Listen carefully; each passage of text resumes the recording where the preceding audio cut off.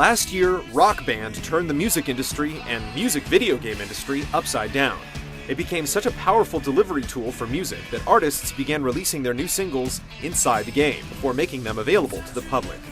It also made the music genre a group activity and the textbook definition of a party game. With these lofty standards to live up to, Rock Band 2 takes the stage, but is this encore worth applauding?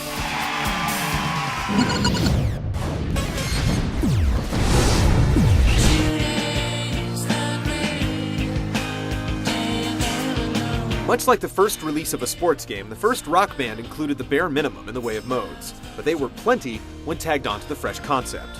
Players of all types are now used to the base experience, and Rock Band 2 doesn't rewrite the tune.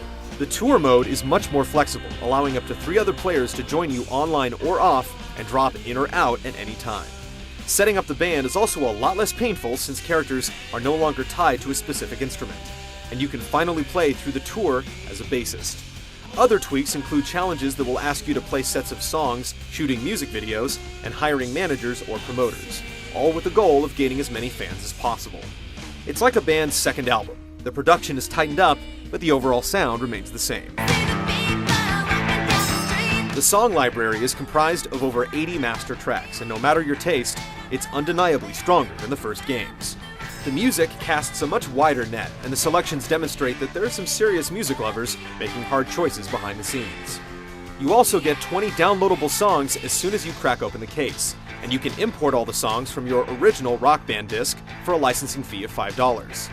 All downloadable content is available across both games, making for a list of songs so long that Harmonix has been forced to include sorting options. It's an impressive thing to see when everything is loaded. The final new key feature is online Battle of the Bands. Each day, Harmonix uploads new challenges based upon artists, genres, and a variety of other themes. It's up to you and your band to score as big as possible and upload your scores to a leaderboard. It's a great way to extend the life of the game, as if it needed more longevity. There are over a dozen new venues, but the majority is still made up of clubs and arenas from the first game, and the character customization is still limited, making it impossible to create yourself. Still, there are nice touches like a no-fail mode for rookies or friends who have had one too many, and a drum trainer to help players overcome what is undoubtedly the most challenging instrument to play. When the final set list is scribbled down, Rock Band 2 has every bit as much staying power as the first. The music library is deep and varied, and while the World Tour isn't as upgraded as we'd like, online Battle of the Bands is much more addicting than you'd think.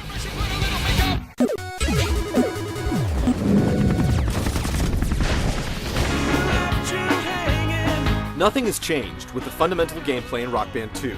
There are no power-ups, no tweaks to how the band mechanic is handled, and the jump from medium to hard is still way too severe. It remains the layman's Guitar Hero with much easier tablatures and some instruments that can be downright boring to play on some songs. The big story is the new selection of instruments. The guitar strummer has been reinforced, the kick pedal on the drums is fortified by sheet metal, and all the instruments are wireless. The big question is, if you already have the instruments from the first game and they still work, should you buy the new ones? The answer is no. The drums pick up on how hard you hit them, but the effect is far too subtle, and the truth is, telling the difference between these new pieces of plastic and the old ones isn't easy. The good news is that the feeling of playing in a band with your friends is still just as fun as ever. It's been a year, and it still hasn't even started to get old. We've played Rock Band 2 for over 7 hours straight with friends on more than one occasion. There's no better proof than that.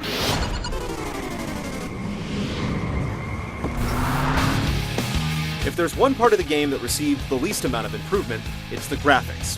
You'll see some new animations, and band members are meticulously animated for each particular song, but the overall look is predominantly the same. The cartoony art style is returned, but like most games in the genre, you'll spend most of your time staring at the unending barrage of notes anyway. The music video shoots could be interesting, but they're basically the same each time. With all master recordings, the audio quality is impeccable, and the mix between all the instruments is so good, you'll swear that Rick Rubin is stuffed somewhere inside your console.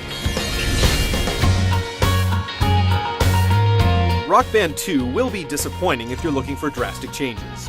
Most of the upgrades are subtle, and you're basically getting a ton of downloadable content at a great price. For our time and money, it's worth every penny. The series has become the de facto party standard, and with this many new songs, it'll be hard to knock it from the top of the charts. For existing rockers, we recommend just buying the disc.